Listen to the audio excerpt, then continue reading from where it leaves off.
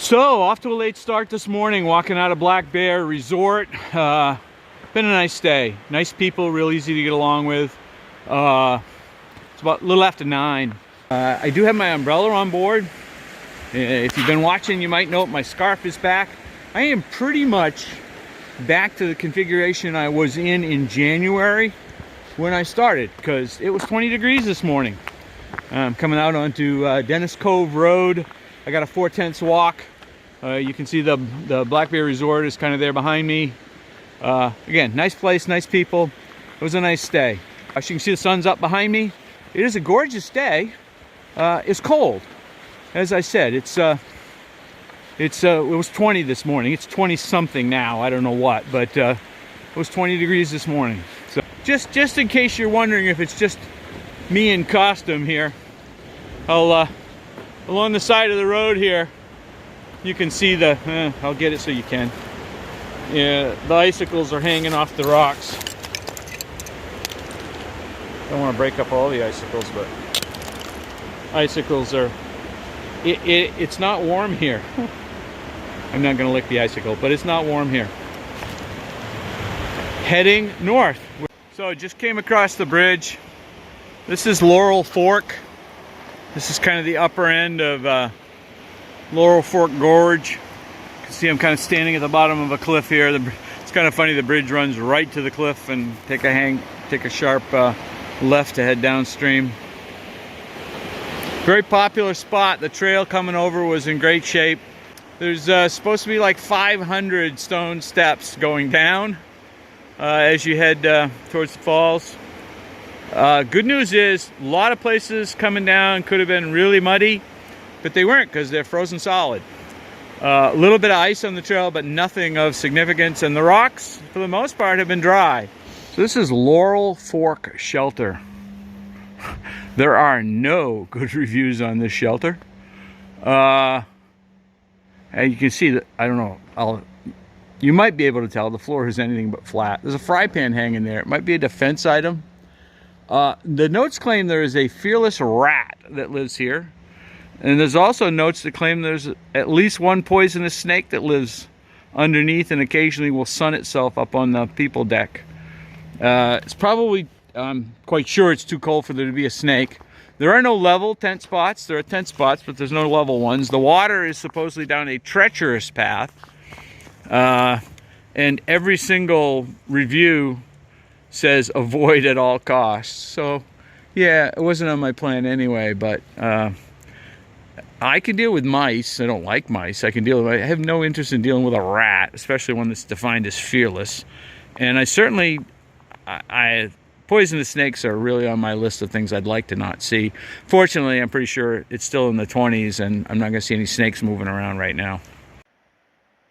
So there's the gorge, back up above the water here. I am so glad I did not try to hike yesterday.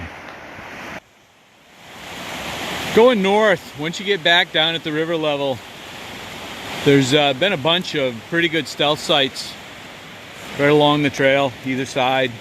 And all of them, obviously, with pretty easy access to water. So if you're looking to do that, I just filmed, so I should be walking instead of videoing. But it's just a pretty impressive bridge to be based on just logs. A lot of times you see bridges like this, but they're usually based on, you know, a more commercially available structural type material. This one's just 2 massive logs, and then they've, you know, bound them together and built a pretty substantial bridge over the river here. So they do have some pretty cool bridges along here. This one's very similar design-wise to the other one, but I mean, as you can see, they used a big natural rock outcropping on the other side as the base, and then built up a base on this side. It's been here a while, I'm sure. It looks like it's been maintained, though. It's got a lot of sections that look pretty new. But again, it's a big log-based bridge.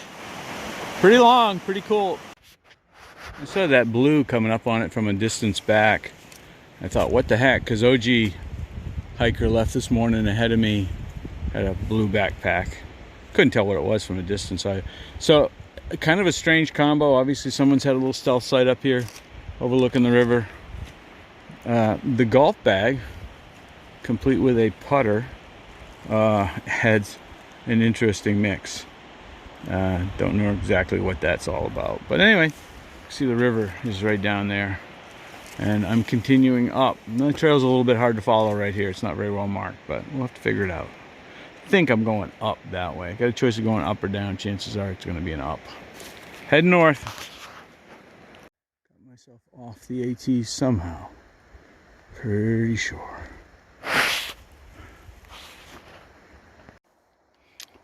Stop for a break. South and north. Mountains across the way there. I been needing to lose my shell for quite a while, but the trail's been going up like this, and you gotta be careful what you set down where, because if it starts sliding down that hill, you're gonna spend some time recovering it. One of my trekking poles just tried to escape, and I had to grab it. That campsite, apparently when I saw that blue tarp, it kind of caught my attention and apparently distracted me, because I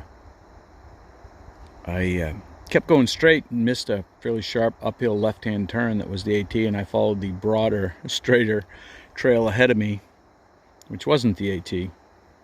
So by the time I got into that larger campsite, I was quite a ways off the AT. The campsite was pretty well picked, because I'll tell you, I went, directly past it, probably 100 feet up elevation-wise, a while later, after a couple of switchbacks, and you couldn't see it at all. It was totally covered by the trees in the area. So it looks like they're obviously set up in there for kind of a long haul. I'm not even halfway up the hill. A lot more up to go. Just a quick shot. Up above 3,300 feet. As you can see, as you get up higher, more of yesterday's snow is still here. Most of it's gone, but there's still some here. Still heading up. Here you gotta be a little bit careful, because there's some icy spots on the rocks as you're climbing up. Met a lady hiking, two ladies hiking with a dog. Looked quite a lot like a dog I had for 15 years. Asked them what it was. They said it was a Feist, which is what we had been told our dog was. Never heard the term up in New England before. Guess she said they're originally bred in Tennessee and Kentucky, and were told our dog came from a shelter. Actually, the whole litter came from a shelter down in Tennessee up to a shelter in New Hampshire. So I'm at Pond Flats, elevation 3730 or something like that. Been a number of really good campsites. There was a spring back, 3/4 tenths. Can't miss it. The water comes out of it and right into the middle of the trail, so you'll see it. Bunch of good campsites up that have just come by. The area that's identified on Guthook as Pond Flats is actually really a little bit north of some of the better campsites. You take the ones earlier, probably better. They're closer to the water supply as well. So when you're northbound, there's a lot of times where the northern side of the mountain, the snow hasn't melted as much as the south. So the going down parts on some of these is a little slipperier. And this is the case. Not gonna talk long, gotta get going. I think I'm gonna do the hostel. Maybe they do a 5 o'clock bus. I'd like to catch it, see what I can do. Heading north. Hope you're having a wonderful day. So I am back at Boots Off. I didn't actually come over this far before. They have a tent here you can rent for, I guess the correct term would be glamping. It's got propane heat, and I don't know what it's like inside, but you can see there's chairs outside and a little sitting area on the side, and it's got its own fire pit. And there's a tree house back there, I think, as well. Actually, staying in the bunkhouse this time. Which is closer to the bathrooms than my cabin was before. A lot closer, actually. The bathroom looks like an outhouse. It's not. It's actually pretty nice by Hostel standard. Here I go. I'm taking photos in the bathroom again, but I don't care. Big toilet paper dispenser, trash, running water, paper towel dispenser, soap, a very nice elongated toilet. It's got heat in here, and just in case you really need to shave, there's even an electrical outlet you can plug your razor in. Pass. Well, I'm not carrying a razor, so I guess I can't. All the way around the place, this place seems to be very well run. It's very clean. and Pringles that runs it is very nice. She's easy to talk to. Enjoyable stay when I was here before. This time I went to the bunkhouse just because I'm going to be in quick and out quick. My goal is to be out of here. I hope to be hiking by 7:30 in the morning at the latest. So last time I was here, I kind of stood in the doorway and took a quick picture of the bunkhouse. But this time I'm staying here so I can come in, walk around, and there's nobody else here, so I can actually talk and take a video. So there's 8 bunks in here, 4 lower, 4 upper. Every bunk has its own light and its own electrical outlet, which is real nice. You know, some of them are set up that way. It's, you know, some shelters, hostels, and some aren't. You can see there's 2 storage areas underneath the bunk. I would assume like kind of one for each of the, for the upper, one for the lower kind of thing. And there's room there, you know, to slide your pack in underneath to get it out of the way. I mean, if this place were full, everybody couldn't set their pack on the table area here in the middle like I just did. It's not really a place that's set up for you to sit around too much unless you're sitting in your bunk area. But there's plenty of room to get your stuff in here and to spend a decent night. The bunk comes with a sheet, you got a blanket, pillow, you get a towel and a washcloth with a stay, and I should know, but it was 30 something bucks, 37 bucks, something like that. There's a 6 o'clock shuttle that goes into town. Didn't take it before because I had my car. This time I'm going to take it. The plus of doing that is it lets me avoid you know, hitting my food bag really tonight. And I basically, if I choose to, can pretty much add another day onto the time I'm out. She told me, you know, hey, if later tonight these aren't filled, just feel free to shut the lights off.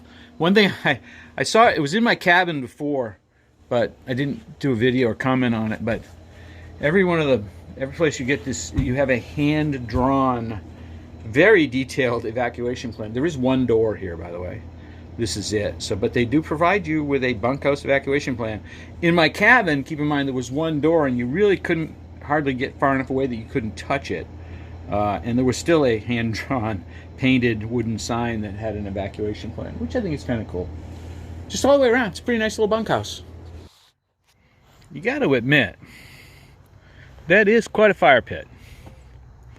And the only fire pit I remember seeing with basically amphitheater style seating to go with it. I'm on a nice deck up over here that overlooks it.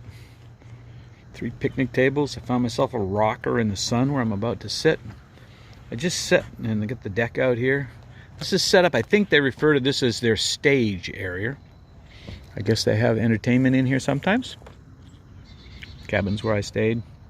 Campsites. You can see one of the tent pads down there. They're not just, hey, go tent in the field. They've got set up areas for you to tent. If you're coming through with a bunch of people and you're looking to have a classic, you know, trail get together in the evening and enjoy yourselves as a group, this is probably the best hostel I've seen for it yet. They're clearly set up to entertain.